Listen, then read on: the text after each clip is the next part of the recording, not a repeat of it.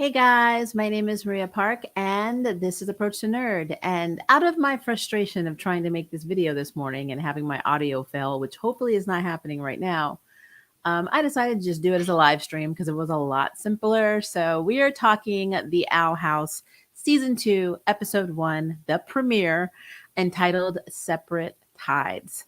Now, if you looked at season 1 of The Owl House, you know that the season finale showed that there was Emperor Belos who was trying to get control of the portal to the human world, and that Luce battled him in order to try and save Ida, and save her from turning into stone and to keep him from basically getting control of the portal. But by doing that, she ended up destroying the portal, which is the only way she has to go home to the human realm and her mother. So the episode takes up where she's making videos to her mother. This is like her second video, and her mother obviously can't receive them because she's not able to get through to the human world.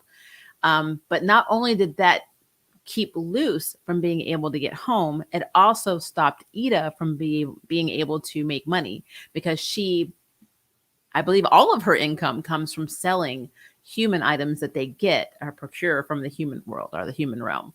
So the Boiling Isles has changed a little bit for the residents of the Owl House. First of all, speaking of the Owl House, now Lilith lives with them.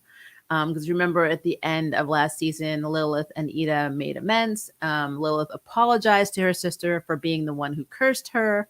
And now these are basically all the repercussions of a week later, because only a week has gone by since the season finale of season 1 in the series. But an interesting turn is Ida and Lilith's powers are very weak. For example, if Ida was trying to make tea and she used her power to levitate a teapot, it would drop because it's not strong enough to hold it. Or if Lilith tried to create an ice storm, only a little ice block would form. So they're very, very weak. And also their reputations in the Boiling Isles has taken a huge hit. So the owl lady that was once formidable and had all these bounties, pretty much everyone feels sorry for now because she doesn't have her magic and she's not the witch she used to be. Lilith also, her reputation has taken a hit because she's considered a traitor of the guard and Emperor Belos. And so she, even though her powers are also very weakened, her reputation, I feel, was a bigger hit for her because she basically has nothing now. So yeah, we get to see a lot of people in their feelings in this episode. And I think it's great because, again, it's only been a week since season 1 ended in this timeline. So Luce is literally feeling guilty. Like she has so much guilt over Ida losing her powers that they have to go on different small jobs to make a living because, again, they can't sell anything from the human realm because they can't get to the human realm anymore. So they're taking on these little odd jobs. And the odd jobs, basically, one of them is being bounty hunters. And they're basically taking these creatures, I guess, to jail or in for bounties that don't look formidable at all. They don't look dangerous. Like one's called the Abominable Cutie Pie. And even Luce is like, I caught this with like no effort, So it's like, to make money, they have to do these things. But at the same time, Luce doesn't feel like she's doing enough to atone in her mind for Ida losing her powers because of her. This leads to her taking a job, finding this and basically capturing or potentially destroying this creature called the Sulcadomus.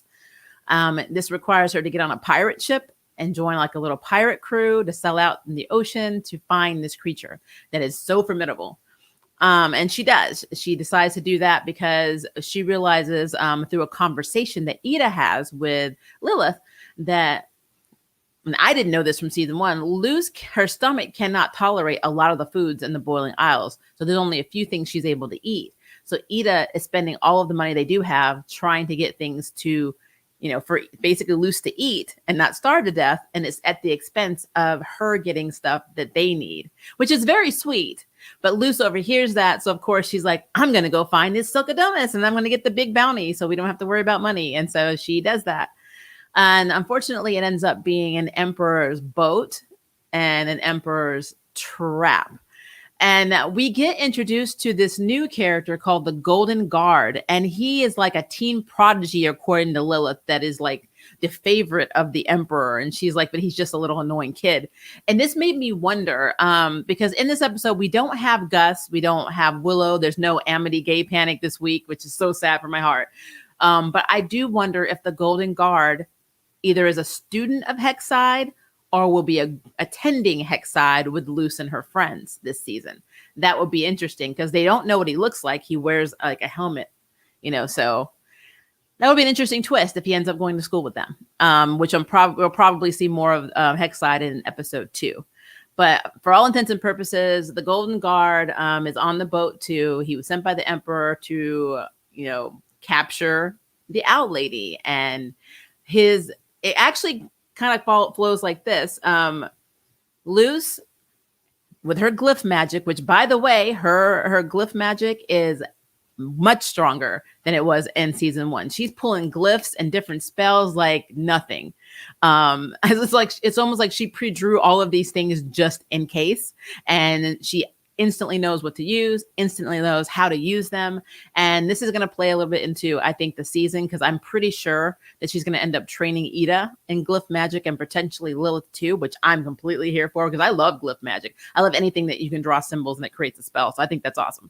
But anyway, she uses the glyph magic. She finds the Succodomus. It gets away. Somebody steals the gold off the ship.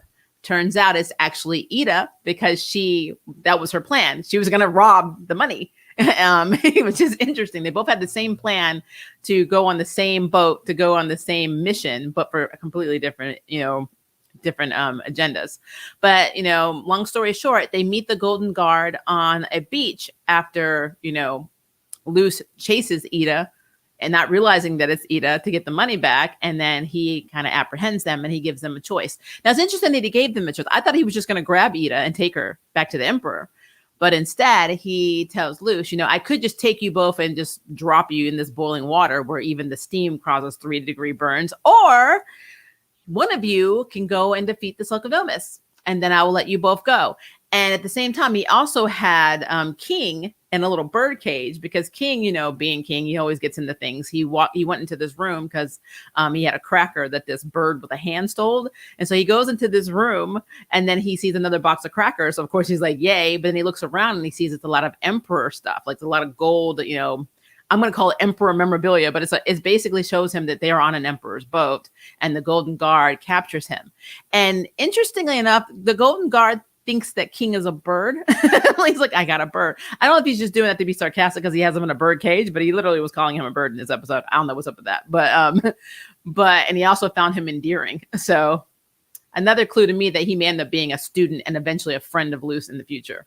But anyway, so he gives the ultimatum. Luce decides she's going to go in there and capture or basically take out the Succodomus. And then this leads to a heartfelt conversation between both Ida and Luce, where Luce basically says it's all my fault that you lost your powers, and Ida's like, what are you talking about? Without you, I would have been turned to stone. I wouldn't be alive basically. And I wouldn't be talking to my sister again. So actually by meeting you, my life has gotten exponentially better. And I love that. I love that they had that. So I think I love that they were all dealing with this emotional, kind of repercussions from what happened in the last season. But I do love the fact that the Succodomus, like so many other creatures in this universe, are not actually bad. And this brings me back to season 1. I can't remember the names of the spider mother and all the spider babies, but like all of them are actually not bad creatures. They're just scary looking. And the same with the Succodomus. The only reason that she was acting out is because she had a baby and she was being aggressive because she was protecting her baby. And when Luce and Ida figured it out, Luce decided to use her glyph magic to make it look like she was actually killing or slaying the Succodomus because through light and tricks of just basically tricks of the eye, she used like this kind of seaweed. It looked like it was attacking her. And that's all the Golden Guard saw was like the shadow fight. And so it did look like she like defeated it and then was dragging it. And apparently the seaweed smells really bad. And it was enough to fool the Golden Guard. So he was true to his word. Instead of being double crossing, he actually let them go and gave King back. And he's like, be careful, you don't want to cross the emperor. And he's like, bye. I was like, yeah, he's going to be very amusing for me to see. I like how he talks. He's funny.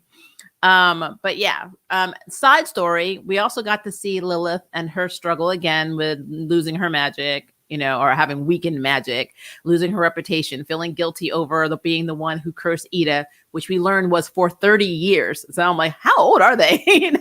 But 30 years has gone by. So this is a whole 30 years that she cursed her sister.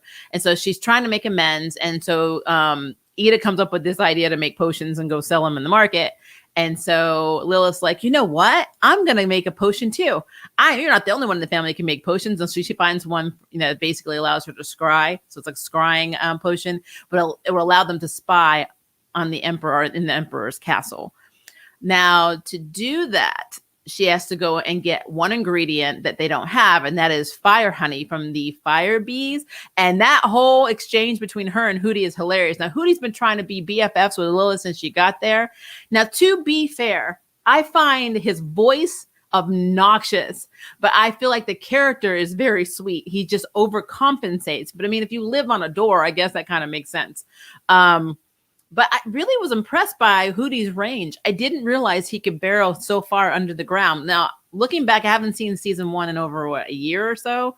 So that might have been something I just missed. And I noticed it. It was like an afterthought, but it really was brought home that he is not stuck to that door. I don't know how far the honeybees, nest was, the honey fire bees, but he got there rather quickly following her. And that had to have been a long way from the house. So he's not limited to just being in the home. So that's interesting. But I do love that, he, at first he was getting on Lilith's nerves, and she was basically doing what Amidia normally does when she would go over the house. Is like, get away from me. And it turns out they actually become more BFFs. She even gives him like, a nickname. And like they were talking about who wants to draw on Hootie's face. And she's like, don't worry, I'll protect you. And I'm like, that is so effing sweet. So I've always loved this show, guys. I love anything magical too, but I mean, it helps that this actually has a bisexual lead, and we have some gay panic from Amity, which I'm so looking forward to the season. I also love the friendships with Willow and Gus. So I'm very, very interested to see how the story progresses.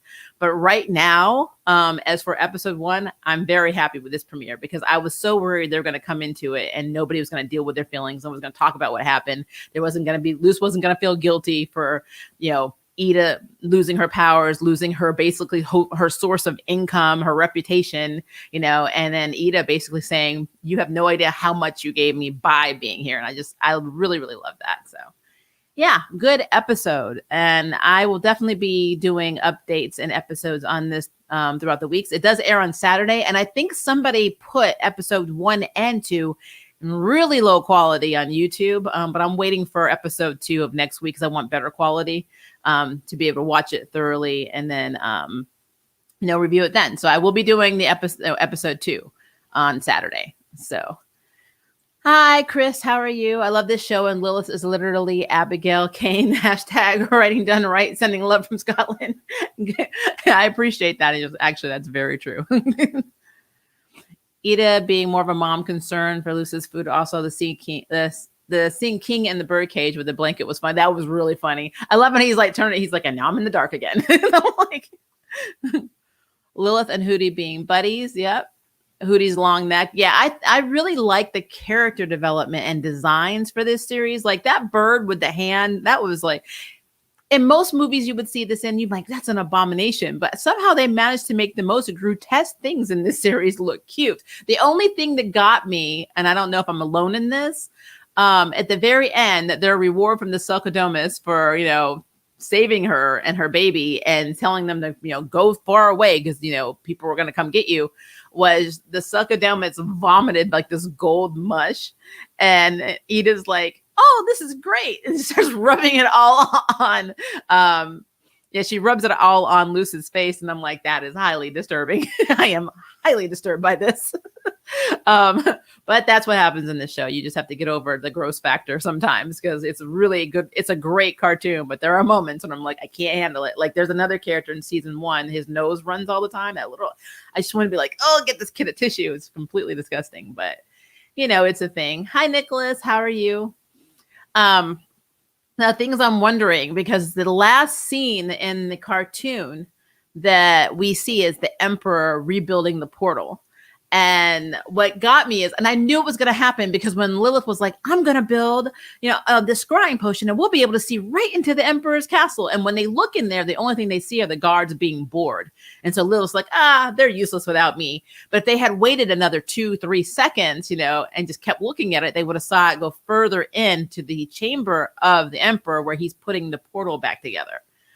So we already know that's going to be a mess.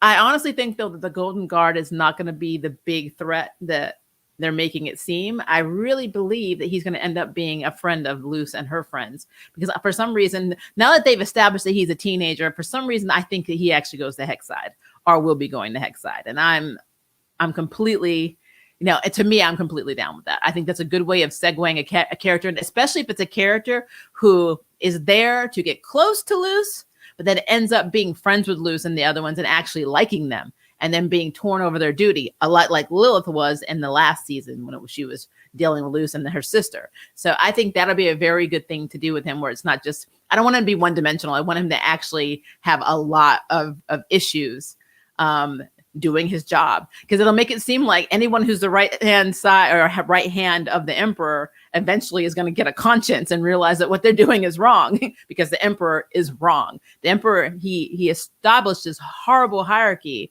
where only there's different houses, because he didn't want people to be as powerful as him. You can only specialize in one thing, and he does not like anybody that can basically do them all, because that is a threat to him. So like this whole, it's kind of like it's a twist off of Voldemort in Harry Potter. This whole world is very political and it's interesting. It is very interesting. There's lots of inclusion and lots of acceptance on things, but at the same time, it's very political and I love it. So no problem with that.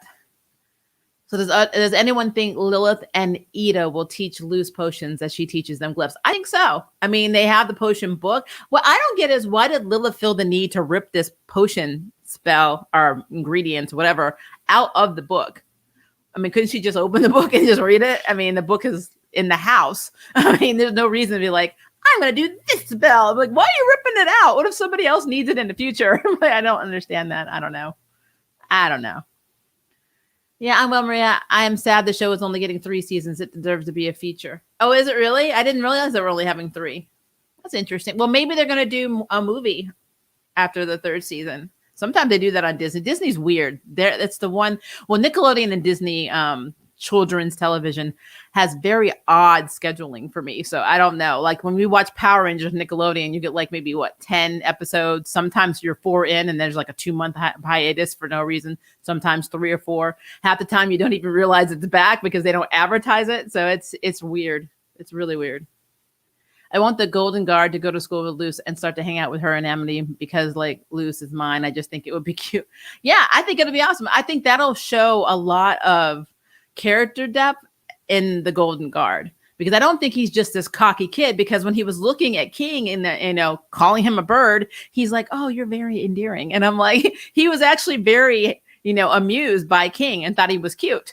And that doesn't seem like a hard, no nonsense, I would just kill everybody, right hand leader of the guard. It doesn't sit right. So yeah, there's more to him, but I love that. I love how he's like, bye. It's like, he's fun. I feel like he's really fun. I think they would have a lot of fun with him.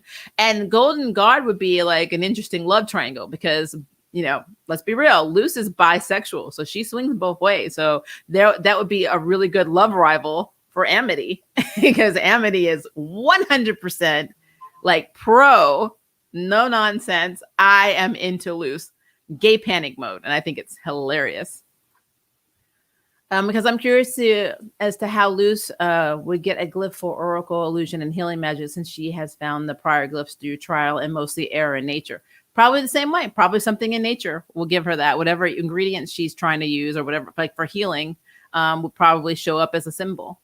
Because the Boiling Isles gives Luce symbols. So there's something about that. There's a reason that she's able to do it. I don't know if it's just any human can come over there and be able to use glyphs. So there might be a lot more to Luce that we don't know, which would be awesome. Hi, Michael. Given the relationship between Dana and Alex Hirsch, I bet she has a set story already planned out. Probably. She probably has an outline.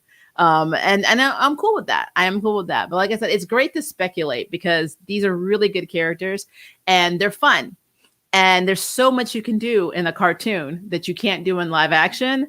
And there's so much you can do in a cartoon that's set in another world, another dimension, another, it's completely different. It's almost a 180 of our world. So you have a lot more, like, I guess, range to mess it up and fix it and create your own stuff. And everything is opposite. And I love it. I think it's awesome. There's not a lot you can't do in this world. Yeah, I heard that season 3 will be 3 episodes, an hour each. Oh, wow. Okay. Well, and then I'll get all of it on Blu-ray together, like the whole box set. That'll work for me. Do you think we will see Bard magic is used? Because we technically have seen each of the specific coven's form of magic. Do you think we'll try to mix Bard and plant magic kinds of similar to how Gothel? I want them to actually Rapunzel and Cassandra. I really want them to do that because it kind of hinted towards Luce wanting, and the students that were in detention that didn't want to be limited to the magic they learned. I kind of feel like everybody will be doing that. If not by the end of this season, definitely in season 3, because there are so many people that specialize in different things. There's no reason why plant magic and abomination magic can't go hand in hand. There's a lot you can actually merge. And I feel like Luce, through her glyphs, may actually learn how to do all of them. How cool would it be if she is able to do abomination magic just from having symbols? To me, that's really powerful. You don't have to exert your own energy. You're basically just using these symbols to create what you want. It's almost like a summoning. You're summoning things. I don't know. I think that's really cool. It's kind of got a little low-key Full Metal Alchemist vibes, kind of, but at the same time, I like it. I think it's cool. This show takes from a lot of different genres. Not that they're doing that. I see it as taking from different series and different genres and putting them all in one show. And I'm completely okay with that. Wonder why they're being so cagey with revealing Billis's face. They have a secret for his identity. Sometimes I think it's the Headmaster. I don't know why. I feel like he's got a split personality and he's both the Emperor and the Headmaster of Hexside, which would be really funny. I don't know. I think it'll be more revealing if it's somebody that would personally affect them. The only problem is the only adults that they would actually be affected by would be Ida and Lilith. Unless it's Amity's father or mother for that matter. But I don't know. It's definitely interesting. They don't want us to know. And I think that there is something to that, but I don't know what it is because we haven't been introduced to as many, what teacher? I think we only seen a handful of teachers, the headmaster, the former, I think he was the head of the prison, the prison guard or whether the warden who had a thing for Ida in season 1, which I don't think that would be him. I can't think of anybody that would have an emotional effect on us right now. It would be interesting if the Golden Guard and the Emperor were the same person. That would be funny. But then how would we explain the age? Because Golden Guard is a teenager. So it would also be funny or interesting if the Golden Guard was the son of the Emperor. And that's why he got favoritism. So, who knows? But he's supposed to be a prodigy. He's supposed to be this kid that just knows how to do everything. And Lilith is extremely jealous of him. So, who knows? Maybe it's Luce's father. I would love that because I don't think we've ever really heard about her father, have we? We know that she's raised by her mother. I wonder what her mother is thinking of. She's not hearing from her. She's not hearing from the camp. I wonder what she's thinking. And then when we do finally have a portal that allows the human world to be, connected again to the Boiling Isles, will the mother reveal, I've been here before. This is where I met your father. That would be an interesting plot twist. I am there for that. I would be absolutely ecstatic if that was the case. But off topic, but are you doing a Batwoman review tomorrow? Probably. Yeah, I think I'm going to do Batwoman. I need to do Legends of Tomorrow today. Since Legends of Tomorrow, the next episode comes out tomorrow. I'm a little behind on Legends. But yeah, more than likely I will be doing my Batwoman review tomorrow. So yay. I would get the Blu-ray too, to be fair. The Golden Guard is compelling. I want to know more. And yes, hashtag Lilith is really Abigail. I mean, I'm not disagreeing. So when the dark truth about Emperor Belos and his ambitions eventually comes to light, I wonder if we will get to see more wild witches, hedge witches, and see more intricate forms of magic. I think so. He's the reason that everything is basically so stifled right now. Nobody can do anything because they're scared of what he's going to do to them for exploring who they are and what they can do. So yeah, they're very, very limited. And like, I love the episode last season where they explored. Luce is like, why can't you just do all of it? I'm like, because the Emperor says no, only he can do it. And that just sounds so elitist to me. Why would you listen to that? You know, the Emperor only has power because they give him power. That is a dictator. And it's just very interesting. Do you think Ida sent the letters to Luce's mother? I think so. I think that's how she's keeping Luce from being yanked from their world. I know that King does not want Luce to ever go home. He made that very clear in the video that she was making in this episode. He's like, I'm never letting you go home. You're staying here. And I felt King has such an attachment to Luce. So I don't know what would happen if she did leave. It would be a very big rift if she were to leave, but I don't think she's going to leave. I think that her mother is going to let her stay at Hexside and let her finish school. And I think I really like your theory, Mike, that maybe Luce's father is actually the Emperor. And if so, when he was fighting her, that's very messed up. This is some Luke Skywalker, Darth Vader stuff right here. So I'm here for that too. Like if there was an alternate way to spell casting once you get locked into a coven. I feel like there's an alternate way because of course we've seen it. It's the glyphs. I really don't think that this is something that Luce herself just discovered. I do know that when you are a witch and you're born with magic, you have this disgusting thing inside of you. I don't know, I even know how to describe. It's like a smelly like thing you're born with inside of your body. And if you don't have it, then you don't have magic. But it doesn't make sense in a way because at the end of the day, Luce is doing magic. And if you didn't have magical anything, like if you didn't have like the ability to cast spells, how are you doing it through glyphs? I mean, what if we come to find out that these glyphs that she's drawing are actually glyphs that she's able to see because she is like a higher level of witch? That would be very cool too. I do think though, I think that Lilith and Ida will both be learning glyph magic from her because she's already showed the very first spell that she ever learned, which is very nostalgic and very cool that the first one that she did was conjure a light bulb. And that's exactly what Ida was doing. And I thought that's a great, like, if you think about it, it's great full circle. She started learning magic by drawing and creating that one light bulb. And then we come back to season 2 where Ida has lost the ability to cast most of her spells and is very weakened with her own magic. And she's doing the same spell that Luce has. And Luce is very proficient in these glyphs. I mean, she was like that. So she's when she fights with magic, there's no hesitation. There's nothing. She's pulling glyphs left and right. And I love it. So she is much stronger than season 1. So I like that a lot. I'm sorry for missing the Charm review, but I was highly pissed with Maggie and Macy. I'm on the verge of leaving the show entirely because they are following the Flash and Supergirl narrative, which is severely terrible. It's called a Magic Bile. Thank you, Magic Bile Sack. As for the Charmed, yeah. Post what you think on there, and I'll answer your comments. But yeah, I was not happy with that. If you watched my my live stream, then you know how I feel about that episode. I know whenever I do reviews, even this one, people are like, don't be negative. And I'm like, it's hard to be negative about the Owl House. I can nitpick anything. Like I'm nitpicking the spell, ripping the potion ingredients out of the book because I feel like, why are you taking a perfectly good page out of this book of potions when you own it? It's in the house. I can see if you're stealing it. I need this. They don't need it. I'm going to run off and go home with it. No, it is literally in your house. You don't have to take it. Just memorize the ingredients you need to go out and get, and then go get them, and then come back and then make the potion. Don't rip it out, So that's my one nitpick for the show.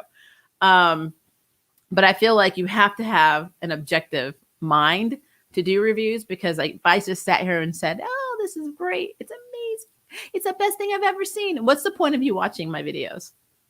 That's stupid. So. Yeah, but people don't like that. They don't like when you do things, they call you negative and whatever. So I'm sure on my Charmed review, I'm going to get lots of that. And you know me, guys, I don't care.